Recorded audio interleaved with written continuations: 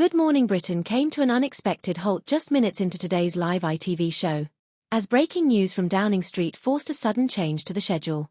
Fans of the show were left surprised when Kate Garraway threw out the planned lineup, handing over straight to correspondent Louisa James, reporting live from outside number 10. It happened during Monday's broadcast on July 21st, with Kate and Ed Balls starting the morning as usual. But a major government announcement quickly took over. Voiceover, transitioning into news content. Louisa James delivered an urgent update following a report from the Independent Water Commission, as the government laid out plans to overhaul the water sector, including the creation of a new, more powerful complaints watchdog. She began. I guess the key question is, how much is it going to cost and who is going to pay for it? Will the answer ultimately be, all of us, through our bills? The report includes big changes. The government has made ambitious promises to halve the number of pollution spills. Water companies are planning to spend more than £100 billion to improve infrastructure. But water bills have already gone up 26% since April, and are expected to rise even more. Voiceover, highlighting key detail. Louisa pointed out one positive from the report: clearer transparency around how the money is being spent. She said, one good thing that the review looks at is how that money is going to be spent.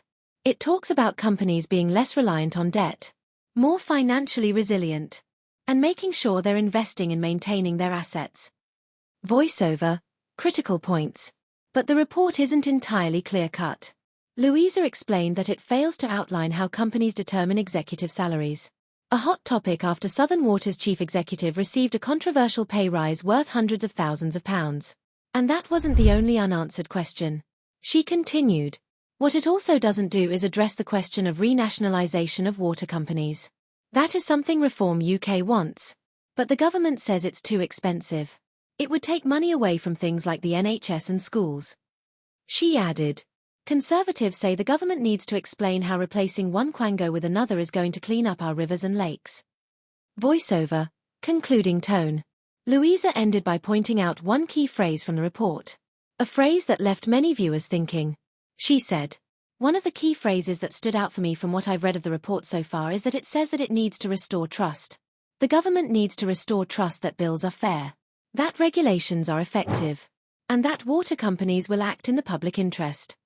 She concluded by noting, that phrase, restoring trust, could apply to so many of the challenges facing this government. The things they say they inherited from the last one, but the very things they'll be judged on at the next election.